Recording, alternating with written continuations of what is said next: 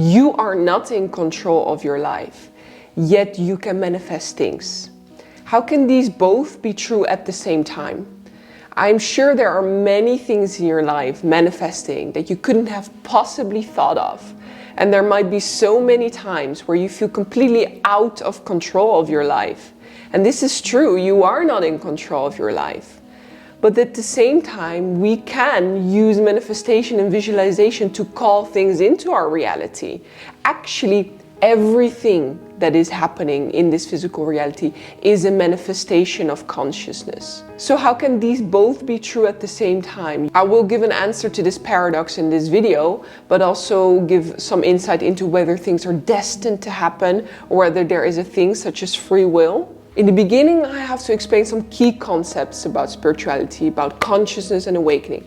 Then I will actually get into how visualization and manifestation and everything works for you. So please bear with me in this video. First key concept to understand is that manifestation is at the level of the feelings, the emotions, the energy, not at the level of the thoughts. Although thoughts often invoke a certain energy and feeling in us, what we are manifesting is completely based on energy. And usually, unfortunately for a lot of people, the energy, the emotions that we're feeling with things are very subconscious. We are often not so aware of maybe the negative emotions and the trauma that we're carrying with us. Some of the fears and self-image issues that we have that might be much below the surface. So when we look at our life and we see what is manifesting, it is not what our conscious mind is thinking about necessarily, but it might have to do a lot with what is happening in the subconscious mind. So we could say that for most people, a lot of our feelings and emotions come from our subconscious mind, depending on how aware you are of your feelings and emotions. That's why I'm always telling you to go sit down with yourself and meditate, because then you will actually find out what you're feeling and thus what you are creating for yourself and what you're manifesting. Because a lot of us are still manifesting so much based on our subconscious feelings or subconscious trauma. And life is only throwing experiences at you based on your suppressed emotions, because it wants you to feel the things that you haven't been feeling. You only keep going through bad things when there is still a specific emotion in you that was resonating with that failure, with that disappointment, with that heartbreak. It's like if you haven't fully processed and let go of your previous heartbreak or toxic relationship, the next thing that you will manifest will be the same, because there is still more release to be done. And what to understand about how emotions manifest a certain reality, that emotions have specific frequencies. So the frequency of the emotion that we are already experiencing, which is usually a combination of many emotions, that is what is manifesting for us. But it also goes the other way around, and that is the law of assumption. It is like the emotion that we're feeling is also only what we're able to perceive or assume about our reality. Let's say we have a lot of unprocessed anger in us and someone tells us something that could be interpreted as criticism or just as a neutral comment, right? Because we have that anger in us, we will perceive it as criticism, lash out, and have this huge anger outburst. But that is not because it was necessarily meant in that way, but it's like the emotions that we're carrying with you are like the glasses that we are wearing. It's the only way we are able to perceive the world. So it works two ways. We're constantly emitting frequencies, and that is what is manifesting for us. So again, if we have a lot of unprocessed anger or sadness, we will manifest things that will make us more angry and sad. At the same time, we can only perceive things in that way. Not because life is mean. Life wants you to feel the emotions that you haven't been feeling. Life is continuously throwing experiences at you based on your unprocessed emotions. And I know this whole manifestation, oh, let me call in the things that I so deeply desire, has become very popular. But it's like, well, the majority of the things that you're feeling might have a lot to do with the past pain that you have experienced in your life. The trauma from childhood, from growing up, from your self-confidence in the present moment, all of those things. That is the frequency you're on, and that is the reality that you're manifesting for yourself. My second point is really important, why you are not in control of your life, yet you manifest everything. And the key thing here is, what you are we talking about? Because there is a you that you think you are, which is your ego, your mind, that is the one I'm talking to right now, the brain, right? The identity that you've created for yourself. And there is a you that is your true self, your soul. And that soul is a part of, let's call it source consciousness in this video, but a lot of people would refer to it as God. And there is only one source consciousness. There is only one God. In many religions there are multiple gods, multiple deities, I know, but they're all part of the same energy, which is the God frequency or the source consciousness. Now, what is manifesting in this physical reality? That is source consciousness. Now, we are not separate from source consciousness. We are also source consciousness, but only for the fully awakened and enlightened beings, we have a full experience of source consciousness. Most people that I'm probably still talking to are still unawakened, and what that means is that they still identify with this body, with this identity, with this brain. You see yourself as a separate individual. You see yourself as separate from me and from the environment around you. And that is actually the illusion. That is the unawakenedness. Because once you're fully awake, you understand that there is only one source consciousness and you unify with that. So, to put it simply, source consciousness is what is manifesting everything. Now, when you're still unawake, you see yourself as this very individual mind, this egoic brain. And for most people, the average percentage of identification with source consciousness is 3%. 97% of what is running in your brain, on average for people, is based on the ego, the conditioned essence, the identification. I am this person, I have these qualities. We even identify with our emotions, right? I am sad, I am depressed. All of that is an identification. And this is actually not true, because actually every emotion is just an energy passing through you. It is never your identity, nor are you this individual that you think you are. So this individual that you are, these conscious thoughts that you're experiencing, that person is not in control, no. The one that is in control is source consciousness. But the more you awaken, the more you spend time in silence and solitude, the more that you meditate, this percentage of how much you're tapped into source consciousness increases. And let's say for a fully awakened being, they are 100% unified with source consciousness. And it doesn't even mean that you're still in control, because the control comes from the ego. It means that you understand how things will manifest, because you're so sensitive and aware of the energies that are flowing through you and that are flowing through the room, that you are, control is not the right word, but that you are aware of what will manifest. And for people that are experiencing a lot of synchronicities, even, let's say you're listening a lot to a song and suddenly you go to a restaurant and you hear this song playing, right? Crazy coincidence, because it's this old song that no one really plays anymore. And you're like, wow, what is happening?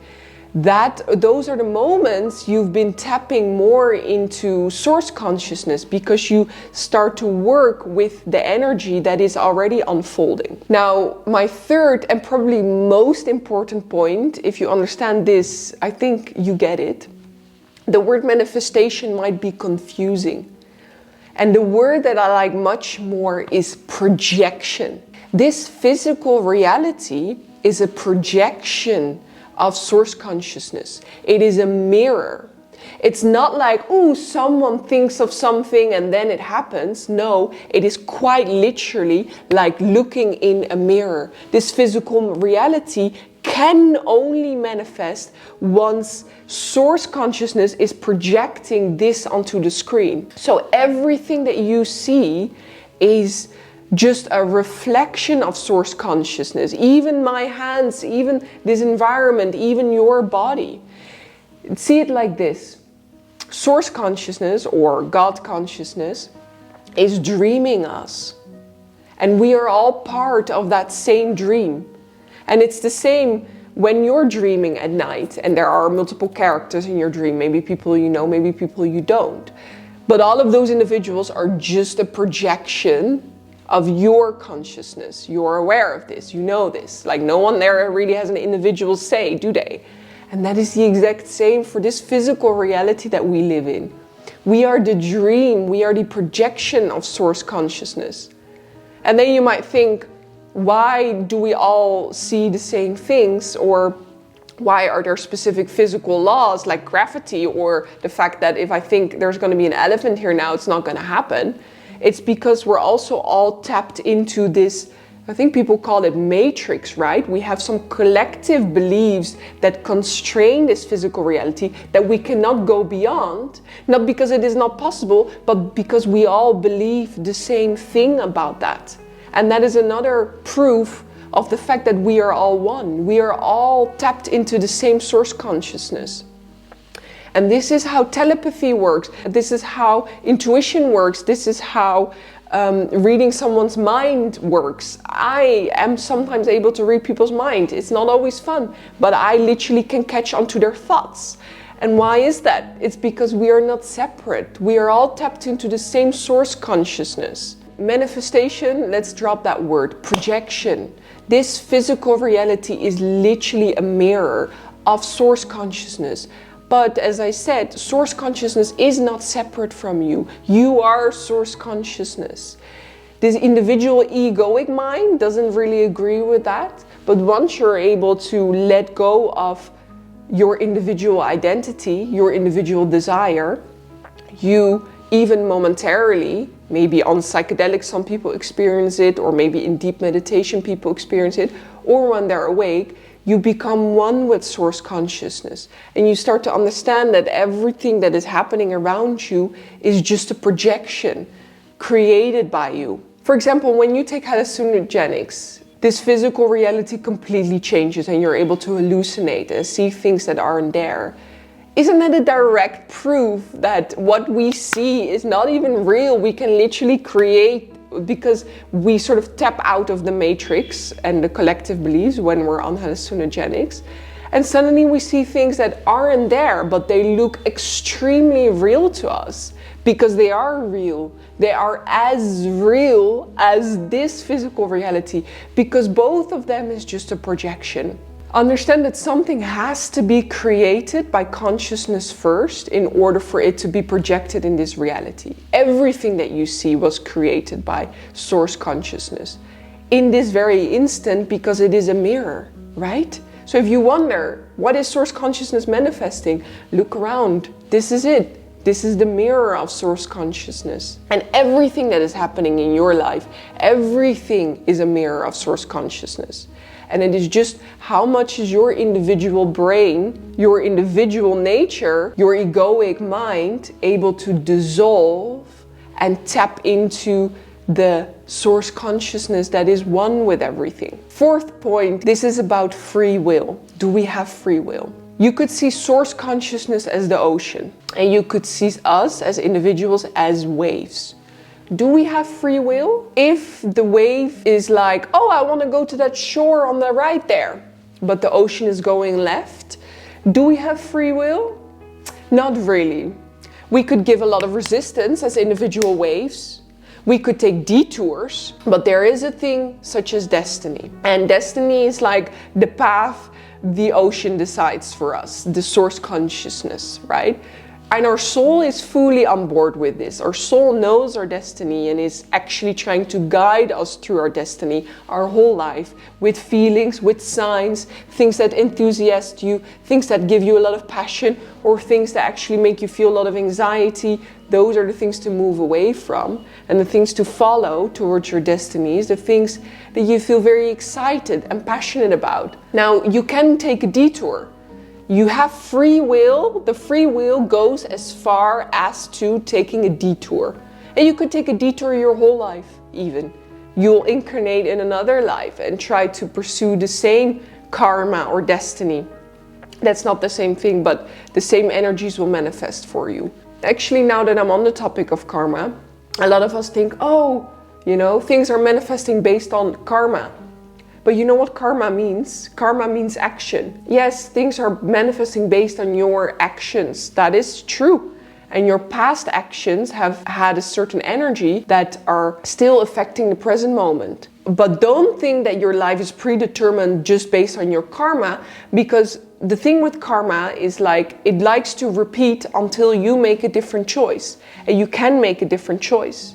If you have a lot of karma with toxic relationships, you can turn around that karma, because karma is action. You can take action in a different direction so that you break this cycle of that karma repeating itself continuously. So there is a sense of free will. But what if that free will was also destined, right?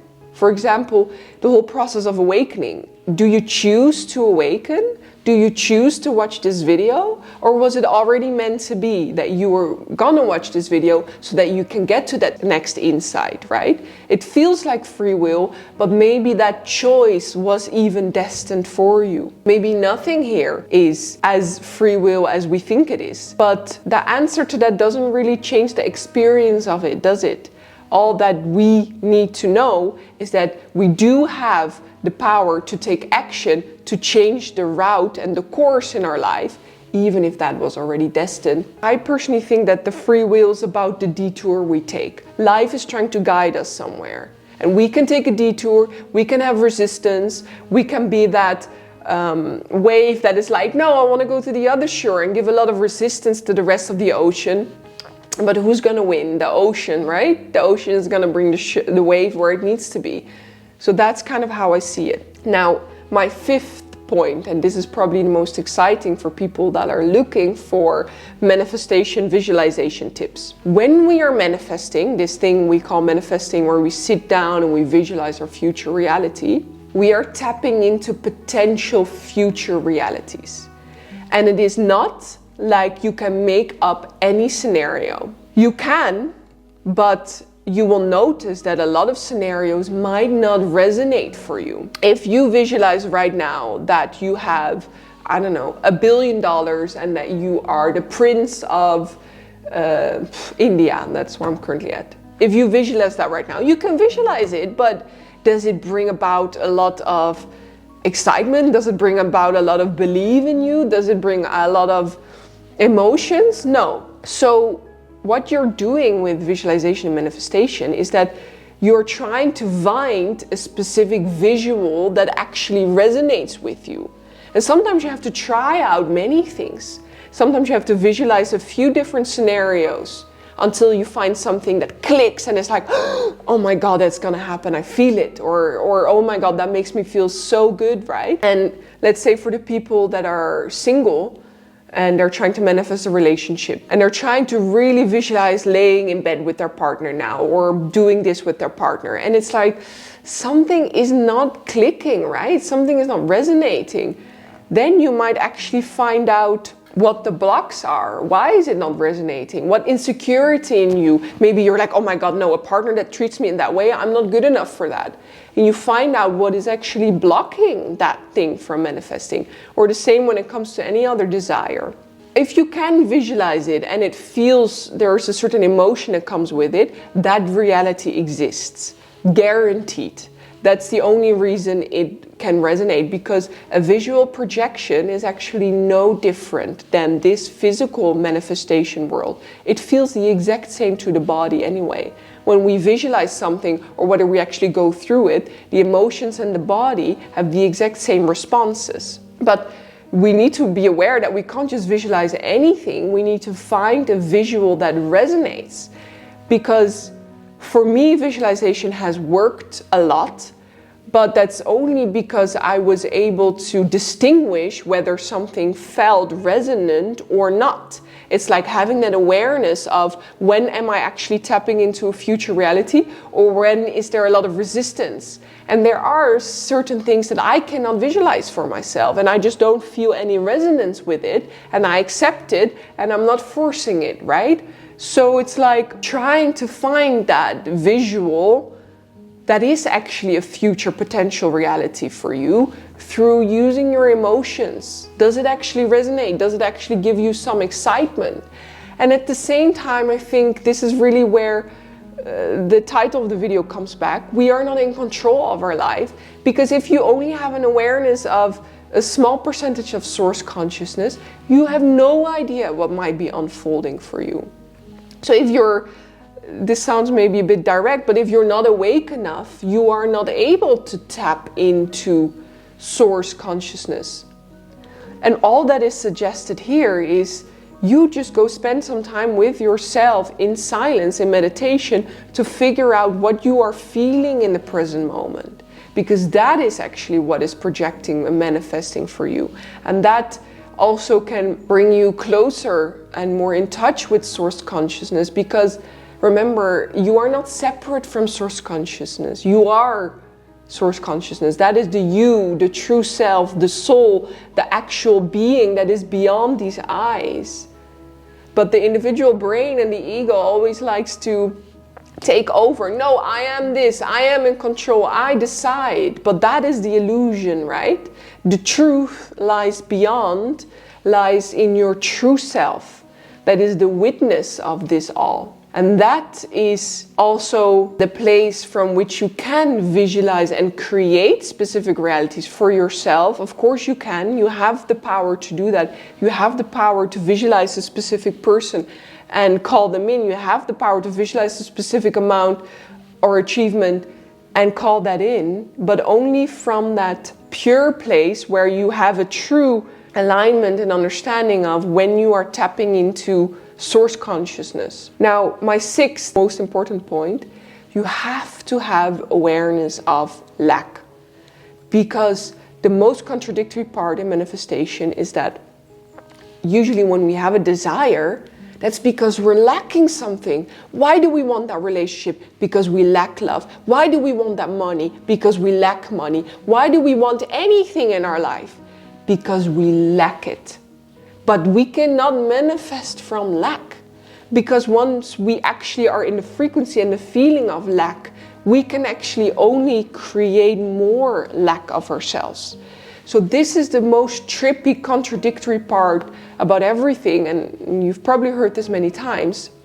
In order for something to manifest, you have to already feel like it is there for you. You have to already feel the emotions of that thing manifesting. If you want to manifest love, you have to already feel loved, already feel fully sufficient in love. Like, I don't need a relationship. That's when it manifests. I don't need that extra money. I'm already feeling so grateful and abundant. That's when that will manifest for you. It's like if you manifest from desire, it can never happen, because desire means lack. So it is really about how can you cultivate the frequency of abundance in whatever you desire already for yourself? How can you already make yourself self-sufficient before this thing that you desire arrives? And that is where the detachment comes in, because you can only feel sufficient when you let go of the desire, when you detach. You have to not desire it so deeply anymore, which is actually a frequency of lack, in order to truly tap into the feeling of already having it. And that is where the tricks of visualization and scripting come in. They fool your brain momentarily, like you already have it. You can visualize yourself and having it, you can script yourself and having it. And the only purpose to that is tricking your emotions into feeling like you already have it, so that you detach, so that you don't wait for it anymore, so that you don't need it anymore. So that you are already in the frequency of having it without it needing to manifest. Now, seventh and final conclusion, mastering of manifesting is mastering our awareness of our emotions. That's it. Becoming a master of understanding what is created or projected into your life, I like that word more, projection, is just having greater awareness of what am I feeling? In every moment, even as you're watching this video, what are you feeling? Does this video make you stressed, excited? When you pursue a certain goal and dream, do you actually feel passion with it? When you are looking for that relationship, maybe on dating apps, which is horrible, what feeling are you feeling? Lack, like I need this thing, I need a person. When you're doing your work, does it, or this thing that you're pursuing, does it bring about passion or does it feel forced? Do you feel like you need to achieve? What are the emotions that you're feeling? And even more importantly, regardless of our desires, let's talk about what is in general manifesting in your life. Are you having a lot of arguments? Are you having a lot of arguments with your parents? Do you feel really insecure at work? Are you working really hard in the gym to compensate for some insecurity? That could be the case. I'm just putting some suggestions out there. But how aware are you of what you're actually feeling when you're doing things? When you're getting triggered in your environment, when you're feeling insecure, when you're feeling lonely, when you're feeling depressed? Do you take the time to sit down with yourself and go to the deeper layers? Why am I feeling like this? What is causing me to feel this way?